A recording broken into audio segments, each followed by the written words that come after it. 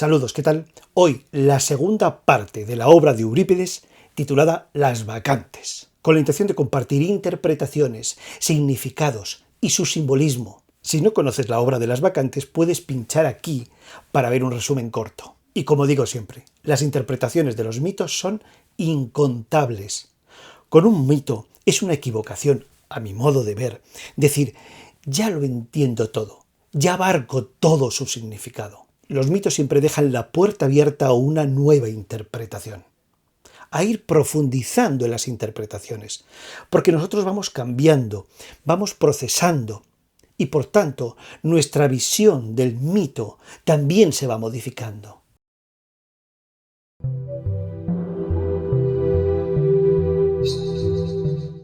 Antes de comenzar voy a dar dos pinceladas sobre el momento histórico en el que la obra de Eurípides fue datada, es decir, en el 409 a.C. Estaba concluyendo en la antigua Grecia la guerra del Peloponeso. Un bando estaba encabezado por Atenas y el otro bando encabezado por Esparta. Finalizó con la derrota de Atenas en el 404 a.C. En este siglo V a.C., los sofistas desarrollaban su actividad en Atenas. Eran maestros de hablar en público, maestros de dominar la razón. Fuese un razonamiento engañoso o no, sus enseñanzas tenían un fin práctico, para desarrollar asuntos públicos. Platón y Aristóteles, entre otros, criticaban a los sofistas. Por tanto, Atenas está en guerra y no sale muy bien parada. Los filósofos sofistas, con su desconfianza, su escepticismo sobre la verdad, logran una gran popularidad.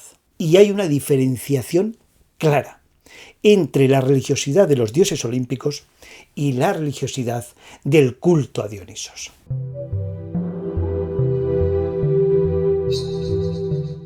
Las Bacantes es la última obra de Eurípides. En ella se muestra el enfrentamiento entre lo humano y lo divino, el enfrentamiento entre lo nuevo, representado por Dionisos y las Bacantes, y lo viejo, representado por Penteo. El enfrentamiento entre lo que viene, representado por Dionisos, y el enfrentamiento de lo que está establecido, representado por Penteo, entre el orden y la fiesta báquica, entre el hogar en la ciudad y la naturaleza en las montañas, entre la razón y la inspiración divina, entre lo griego y lo extranjero. En Tebas, Dionisos es llamado el extranjero, no forma parte de las divinidades olímpicas, es considerado entre ellos como un extraño. Salvatore, en su obra titulada Un humanista contemporáneo, dice: desde el principio aparece en la cultura griega un profundo contraste entre la religión olímpica y el culto de Dionisio. Esta tragedia es una representación sagrada, donde están presentes los ritos nocturnos y donde también está presente el frenesí. Salvatore Puleda dice: esta tragedia es una verdadera representación sacra, un discurso sagrado que nos acerca a lo que debía ser el misterio, el rito central del culto dionisíaco. Sobre los misterios de este culto tomo este diálogo entre Penteo y Dionisos de la obra de Eurípides. Penteo pregunta: ¿estos misterios según tú qué son? Y Dioniso responde: su secreto prohíbe comunicarlo a quienes no son bacantes. Penteo vuelve a preguntar: ¿qué utilidad reportan a quienes lo celebran? Y Dionisos dice: no te está permitido saberlo, pero son cosas dignas de conocerse. Mircea Eliade, en su libro titulado Historia de las creencias y las ideas religiosas, dice: el misterio consistía en la participación de las bacantes en la epifanía total de Dionisos. Es decir, que el misterio consistía en la revelación, manifestación o aparición de Dionisios. Walter Otto habla de Dionisos como el dios que viene, el dios que llega, el dios de la epifanía.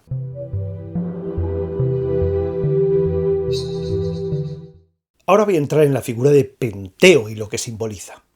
Penteo en ese momento es el rey de Tebas. Ha sucedido en el trono a su abuelo Cadmo.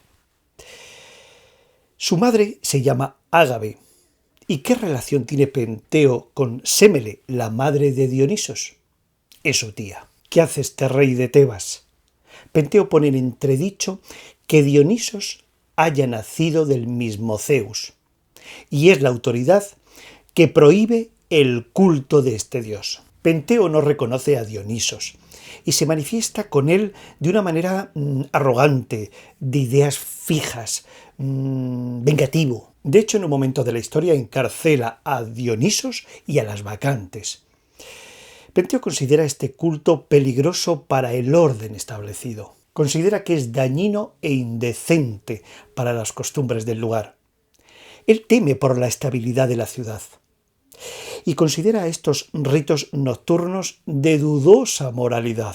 Salvatore Puleda dice: mas aquellos que como Penteo rechazan a Dioniso y viven en una paz aparente de acuerdo a las convenciones de la sociedad y del Estado, el dios les hace perder la cabeza, enviándoles a la locura autodestructiva. Penteo encarcela a Dionisos, pretende encarcelar a todo lo que significa Dionisos: la liberación, la energía vital, el cambio, el movimiento, la transformación. Por tanto, Penteo puede representar a ese personaje que llevamos dentro o ese aspecto de nosotros que pretende que no se exprese la liberación, que no se exprese la transformación. Penteo representa al poder, a lo establecido, a lo conocido socialmente e institucionalmente. Él es el rey de Tebas, es la figura opositora a Dionisos. Desde el punto de vista más personal e interno, puede representar a lo viejo que hay en uno, a eso que se resiste al cambio dentro de uno. Penteo rechaza lo nuevo, se opone a lo que emerge, pero los nuevos tiempos llegan y lo viejo se resiste al cambio. Me gusta mucho esa interpretación de que Penteo es el yo que controla y que no deja que se exprese la experiencia divina. Por este motivo, para vivir esa experiencia divina debe ser apartado, debe ser silenciado aunque sea por un breve, corto espacio de tiempo. René Oster, en su estudio titulado Dionisos o la búsqueda de la unidad interna, dice lo siguiente: este yo convertido en tirano, como nos muestra a lo largo de toda la obra, la actitud arrogante y obtusa del personaje que rechaza obstinadamente reconocer los múltiples signos de sus errores y de las manifestaciones divinas.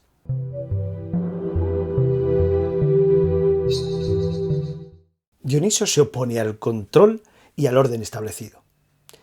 Castiga a sus oponentes con la locura. Enloquece a sus antagonistas.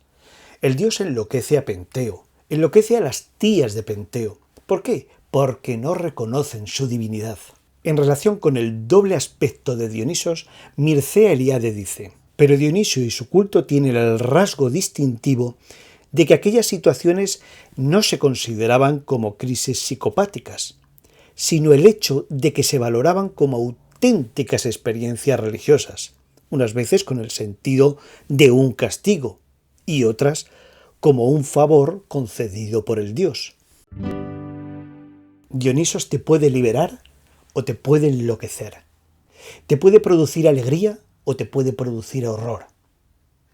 Esta fuerza que es Dionisos puede ser canalizada en una dirección o en otra. El dios te puede llevar hacia la violencia o hacia la paz, hacia la luz o hacia la oscuridad, hacia la venganza o hacia la reconciliación. Joseph Campbell, en su libro titulado El héroe de las mil caras, habla del doble aspecto de Dionisos: el aspecto destructivo, colérico y enloquecedor del mismo Dios que cuando muestra su bondad es vivificador principio del mundo. Las manifestaciones de este Dios son ambivalentes. Salvatore Puleda dice: por lo tanto, si esta fuerza tremenda que es Dionisio es mal dirigida, lleva a la locura destructiva. Si es purificada, procura el goce supremo, el éxtasis. En otro momento Salvatore dice: esta fuerza deriva de las funciones primarias de la vida, la alimentación y el sexo, que el ser humano y el animal tienen en común. Joseph Campbell, en su libro titulado Diosas, hablando del culto de Dionisos, dice: cuando a la psique se le reprime un poder y éste explota, lo hace siempre de una manera harto enérgica. Estalla con una fuerza terrible y debemos permitir que esto ocurra. Este poder tiene que liberarse y salir. Debemos facilitar que se reconcilie consigo mismo hasta que vuelva a apaciguarse.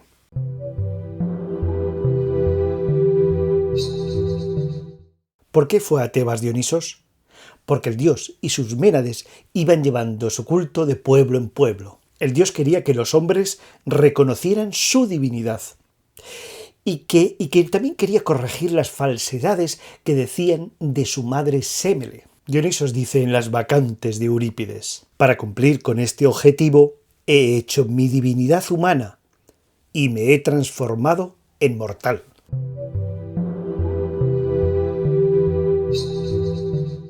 Las Bacantes son las amigas de Dionisos. Son las que ayudan, las que peregrinan con él.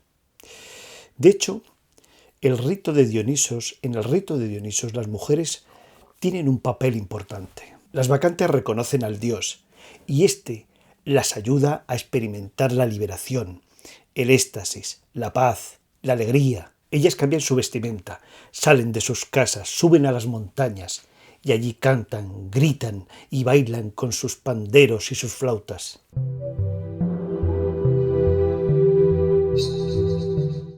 El mensaje de Dionisos es un mensaje de liberación.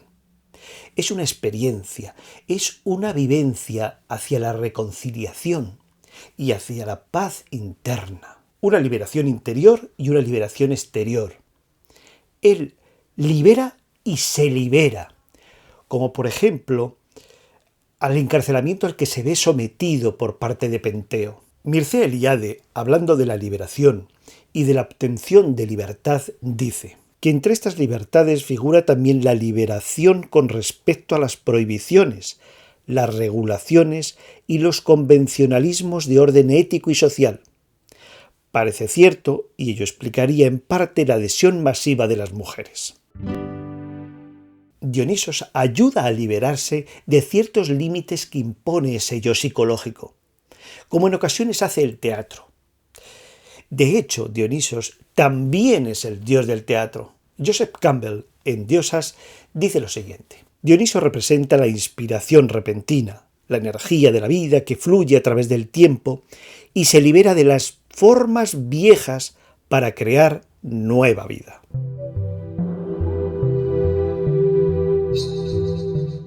¿Qué buscaban las Bacantes? Según Salvatore Puleda, buscaban un éxtasis lúcido, del cual no estaba separada la luz del conocimiento y de la comprensión.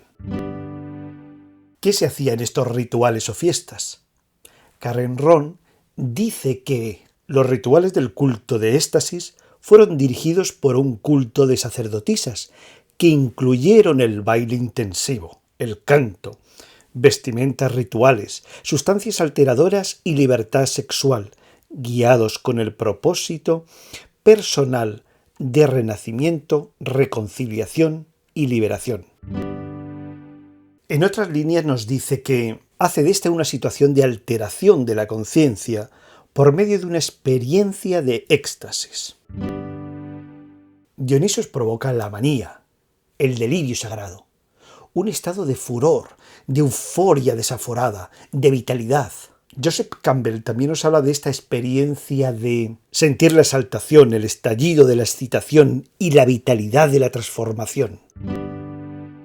Aprovecho para sumar a esta fiesta báquica de comentarios a Mircea Eliade, que dice: bajo una u otra forma siempre hallamos en el centro del ritual dionisiaco la experiencia estática. Mircea Eliade, en otras líneas de su libro, nos habla de esta experiencia como una forma de entrar en comunión con el Dios. Para Salvatore Puleda, Dioniso es por lo tanto el dios de todo tipo de embriaguez que anula la normal condición psíquica del ser humano, su normal nivel de vigilia, su yo que controla, calcula y teme.